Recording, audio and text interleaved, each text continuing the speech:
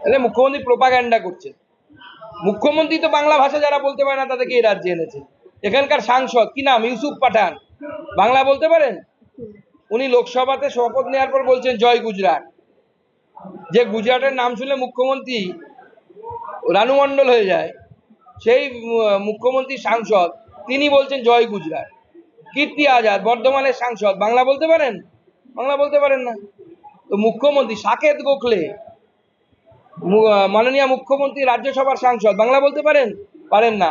সুস্মিতা দেব, সন্তোষ মোহন দেব কংগ্রেস নেতা, তার মেয়ে, আসামের মহিলা, বরাক উপত্যকার মহিলা, তাকে নিয়ে এসে সুস্মিতা দেব, ইউসুফ পাঠান, কীর্তি আজাদ, সাকেত গোখলে প্লাস আর একজন মহিলা আছে যিনি বাঙালি কিন্তু বাংলায় থাকেন না, আরো সাগরিকা ঘোষ, আসানসোলে আমাদের সত্যকর্ণ সিনহা।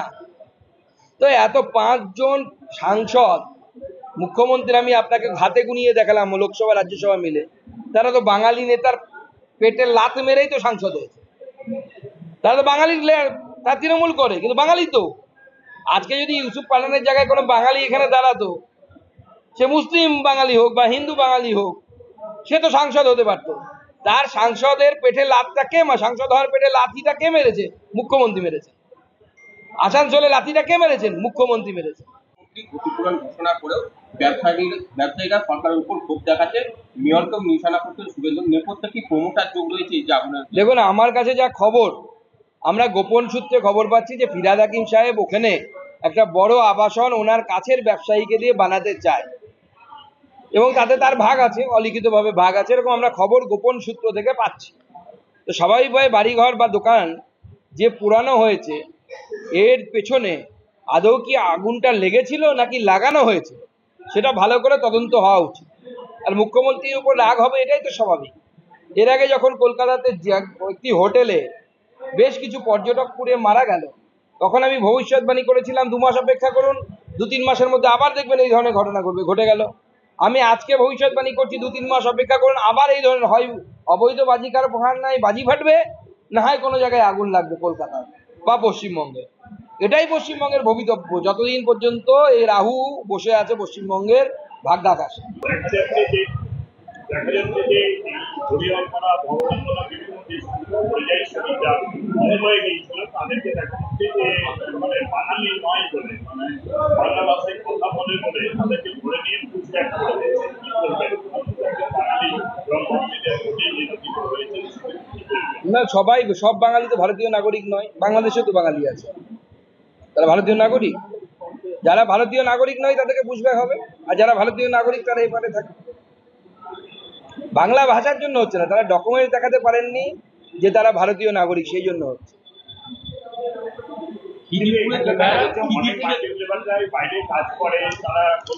দেখুন মুর্শিদাবাদে প্রচুর মাইগ্রেন্ট লেবার আছে যারা বাংলাদেশ থেকে আসে।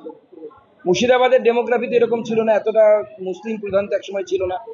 1947-এ যখন দেশ ভাগ হয় তখনকার পরে যে তার 1947-এর পরে যে আদমশুমারি হয়েছিল তার ডেটা বের করুন। বাংলাদেশ থেকে তো হয়, অনুপ্রবেশ হয়েছে, তো মানে অ্যাকসেপ্টেড ফ্যাক্ট। অনুপ্রবেশকারীদেরকে বাইরে যেতে হবে, আর যারা ভারতীয় নাগরিক তারা ভারতে থাকে। আজকে সেন্সরগঞ্জের ঘটনার জন্য 2 জনকে অ্যারেস্ট করেছে যারা একটা স্বেচ্ছাসেবী সংস্থার মালিক।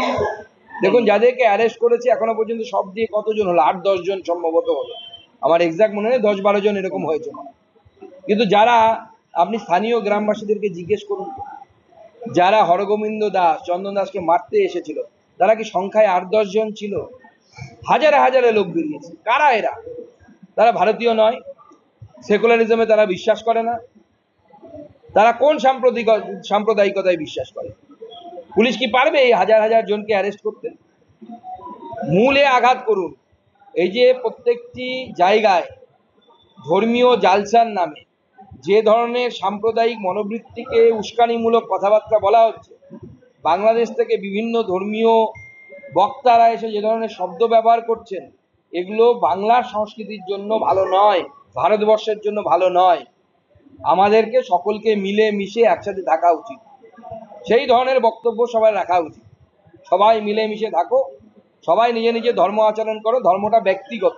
আমি কি ধর্ম আচরণ করব আমার ব্যক্তিগত, আপনি কি করবেন আপনার ব্যক্তিগত, সেটাকে রাস্তায় আনার কোনো দরকার নেই। ভৌমিক ব্যারাকপুরের তৃণমূল সাংসদ বনাম রাজ্যসভার তৃণমূল সাংসদ মমতা বালা ঠাকুর। মমতা ঠাকুর আজকে বলেছেন বনগায় এসে নাচ গলানোর পার্থ ভৌমিককে, এটা জেলা সভাপতিকে সামনে রেখে প্রকাশ্য মঞ্চে বক্তব্য রাজ্যসভার তৃণমূল সাংসদ মমতা ঠাকুর। দেখুন, ব্যারাকপুরে হয়তো মাল কম পড়িয়ে আছে, তাই মাল নিতে গেছে, ওখানে মতুয়াদের ওখানে গেছে, ভেবেছে ওখানে ভালো মালকড়ি পাওয়া যাবে।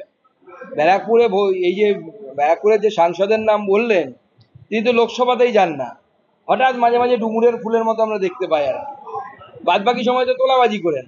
ব্যারাকপুরে তোলাবাজি করতে করতে তোলা শেষ হয়ে গেছে, এখন তাই ভাবছে যে একটু বিধায়ক হয়ে তো ব্যারাকপুরে তোলাবাজি করতাম, এই সাংসদ হয়েছি একটু বেশি কামাবো না, পাশের জেলাতে চলে যাচ্ছে হঠাৎ করে। ওখানে গেলে আবার মমতা বালা ঠাকুরের তোলাবাজিতে সংসার চলবে কি করে? মমতা বালা ঠাকুরের তার তোলাবাজি বন্ধ হয়ে গেল। এদিকে ভৌমিক সাহেবের সংসার চলছে না, বড় হচ্ছে সংসার, কোটিতে তোলাবাজি চায়। যত সংসার বড় হচ্ছে এদের, তত এরা মানে যত পদ বাড়ছে বিধায়ক থেকে সাংসদ, তোলাবাজি আরো বেশি। বিজেপি বঙ্গ বিজেপি যে সদস্যদের নাম কাটাচ্ছে কেন্দ্রীয় সংগঠন, তাদেরকে আর কি আধার কার্ড দিয়ে আবার নথিভুক্ত করতে বলেছে, তাহলে কি বঙ্গ বিজেপির লোক কি ভরসা রাখতে পারছেন? গোটা দেশেই এটা নিয়ম। আমরা গোটা দেশেই এখন নতুন সিস্টেম আছে, আমাদের বিভিন্ন পোর্টাল বা অ্যাপ আছে, সেই অ্যাপের মাধ্যমে কার্যকর্তাদের ট্র্যাকিং হয় এখন। অর্থাৎ আমি রাজ্য সভাপতি, আমার সেই অ্যাপে উল্লেখ আছে আমি রাজ্য সভাপতি, ইনি জেলা সভাপতি, এনার অ্যাপে উল্লেখ থাকবে, এনার যখন জেলা কমিটি হবে প্রত্যেকের নাম উল্লেখ থাকবে, বুথ কমিটিতে নাম উল্লেখ থাকবে। বিজেপি অ্যাডভান্স পার্টি, আমি এখান থেকে চাইলে আমার কোনো বুথের বুথ সভাপতিকে ডাইরেক্ট কল করতে পারি, আমার নাম্বার সেভ করতে লাগবে না, আমার মোবাইলে নেই, অ্যাপ খুলবো, অ্যাপ থেকে ডাইরেক্ট কল চলে যাবে তার কাছে, হোয়াটসঅ্যাপ কল চলে যাবে, হোয়াটসঅ্যাপে মেসেজ চলে যাবে, সব ব্যবস্থা বিজেপি করছে। তো বিজেপি পার্টি উইথ ডিফারেন্স বরাবরই বলে আসা হয়। সততার দিক থেকেও যেমন ডিফারেন্স, আমরা টেকনোলজির ব্যবহারের ক্ষেত্রেও গোটা দেশের মধ্যে অগ্রগণ্য। ডিজিটাল ইন্ডিয়ায় ডিজিটাল বিজেপি বলতে পারেন digital India, digital BJP. India digital না, জগৎ ডিজিটাল হচ্ছে। আপনিও এখন পান খেতে গিয়ে স্ক্যান করেন, আর পার্স রাখেন না। এখন তো প্রচুর মানুষকে দেখি এখন পার্সই রাখে না, বিশেষ করে পুরুষরা, পার্সের আর প্রয়োজনই হয় না সেরকম। এটা সময়ের সাথে সাথে পরিবর্তিত হতে হবে, না হলে ডাইনোসর হয়ে যেতে হবে। বিজেপি পরিবর্তিত হচ্ছে, বিজেপি ডিজিটাল এবং অ্যাকচুয়াল দুটো মিলে বিজেপি, যে বিজেপি ছিল আগে সেই বিজেপি, যেমন পুরনো বিজেপি এর মধ্যে গন্ধ আছে, স্বাদ আছে, তার সাথে নতুন এসেন্সও লেগেছে। ভিন রাজ্য থেকে তাদেরকে বাংলাদেশ হিসেবে ট্রিট করা হচ্ছে। না, এটা মুখ্যমন্ত্রীর কথা, মুখ্যমন্ত্রী এটা বলছেন, কিন্তু এ বাদেও মুখ্যমন্ত্রী এটা বলছেন প্রচুর মানুষকে বাংলাদেশে ফেরত পাঠানো হয়েছে, বাংলাদেশের সরকার অ্যাকসেপ্ট করেছে তারা বাংলাদেশে। তাহলে তো মুখ্যমন্ত্রী তো বাংলাদেশের উল্টো কথা বলছে, বাংলাদেশের সরকার অ্যাকসেপ্ট করেছে অনেকে যে বাংলাদেশি আছে, তাদেরকে পাঠানো। কিন্তু তারা বলছে যে আমাদেরকে জাতীয় সঙ্গীত গান করতে বলে, আমরা সেটা করতে পারিনি, সেই কারণে আমাদেরকে বাংলাদেশে সেটা সে বলছে, সে তো সত্যবাদী যুধিষ্ঠির নয়। সার্টিফিকেট আছে কি আপনার কাছে সে সত্যবাদী যুধিষ্ঠির? সে ডকুমেন্ট দেখাতে হবে তো তাকে যে আপনি ভারতীয়, ডকুমেন্টটা দেখাতে হবে তো আপনাকে যে আপনি ভারতীয়। বললেন, কেমন মনে হয়? বুথের অবস্থা, আমরা কাজ শুরু করেছি, এখনই তো বুথের অবস্থা বলা সম্ভব নয়, কাজ যখন আমরা শেষ করব তখন বলতে পারবো। মন্ডল সভাপতিদের উপস্থিতি অত্যন্ত ভালো।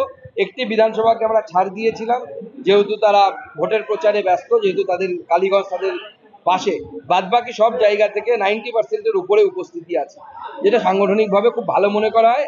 আমার বিশ্বাস আগামী দিনে, কারণ আমরা পঞ্চায়েতেও এই জেলাতে খুব ভালো রেজাল্ট করেছিলাম, পঞ্চায়েতে আমাদের প্রচুর প্রধান তৈরি হয়েছিল এই জেলাতে। আগামী দিনে বিধানসভা নির্বাচনেও আমাদের এই নেতৃত্ব দেখতে পাচ্ছেন, বর্তমান সভাপতি, প্রাক্তন সভাপতি, আরো কিছু প্রাক্তন সভাপতি পেছনে আছেন, আমাদের মাহফুজাদি আছেন, আমাদের রাজ্যের নেতা তাপস মিত্র আছেন, সবাই মিলে আমরা আগামী দিনে এইখানে আমাদের যতগুলো বিধানসভা জেতা সম্ভব সেই বিধানসভাগুলো আমরা জিতব। 1000 টাকা দিলে জাল আধার কার্ড পাওয়া যাচ্ছে, ভোটার কার্ড সার্টিফিকেটও তৈরি হচ্ছে শিলিগুড়িতে, এই জালিয়াতি। এই সমস্যা ততদিন না পর্যন্ত মিটবে, দেখুন রাজনীতির বিষয় নয়, এই বিষয়টা যে দেশের বিষয়। বাংলাদেশের মতো ছোট দেশ, তার একটা জাবদা খাতা আছে যে আমার দেশের নাগরিক কারা।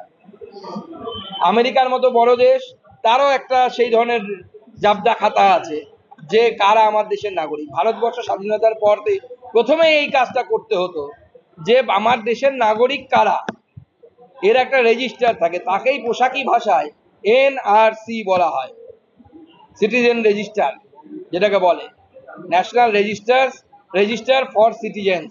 এনআরসি। সেটাকে এমন একটা ভয়ের জিনিস বানিয়ে দেওয়া হয়েছে, যেটা বাংলাদেশেরও আছে, মালয়েশিয়া মুসলিম কান্ট্রি তাদের আছে, আবার আমেরিকারও আছে। যতদিন না পর্যন্ত ভারতবর্ষের সরকারের কাছে এই নথিভুক্ত তথ্য থাকবে যে আমার দেশের নাগরিক কারা, ততদিন পর্যন্ত এই সমস্যা হবে, প্রতি বছর হবে, প্রতি মাসে হবে। ব্যারাকপুর থেকে ছাউনি আনা হচ্ছে ছুটিতে। দীর্ঘদিন ধরে আপনি ব্যক্তিগতভাবে বারবার বলেছেন মালদা মুর্শিদাবাদ উপদ্রুত। এই ছুটিতে ব্যাপক বিক্ষোভ দেখেছি আমরা বহুবার। ছুটিতে এই যে ব্যাটালিয়নের ছাউনি আনা হচ্ছে, কতটা আশাবাদী? দেখুন, এবার ট্রিটমেন্ট হবে, দেখতে পাবেন। এবার লাঠি ছোটা নিয়ে, বোম নিয়ে, গুলি নিয়ে বাইরে বেরোলে পরে বেরিয়ে বৃন্দাবন দেখানো হবে। সেই জন্যই আর্মি এসছে এখানে। আর্মির সামনে যে গিয়ে তার লড়াই করতে পারবে না। আর মমতা বন্দ্যোপাধ্যায় যতদিন থাকবেন ততদিন এই সুতিতে যে ধরনের ঘটনা হয়েছে, এই ধরনের সাম্প্রদায়িক উত্তেজনা মমতা বন্দ্যোপাধ্যায় ইচ্ছে করে তৈরি করবেন, মুসলিম ভোটকে ভয় দেখিয়ে, বিজেপির জুজু দেখিয়ে এক জায়গায় আনার জন্য। এটা মমতা বন্দ্যোপাধ্যায়ের প্ল্যান। মুসলিমরা বুঝতে পারছে না, যখন বুঝবে তখন অনেক দেরি হয়ে যাবে। দেখবে ঘরে ভর্তি মৌলবী, ডাক্তার, ইঞ্জিনিয়ার নেই।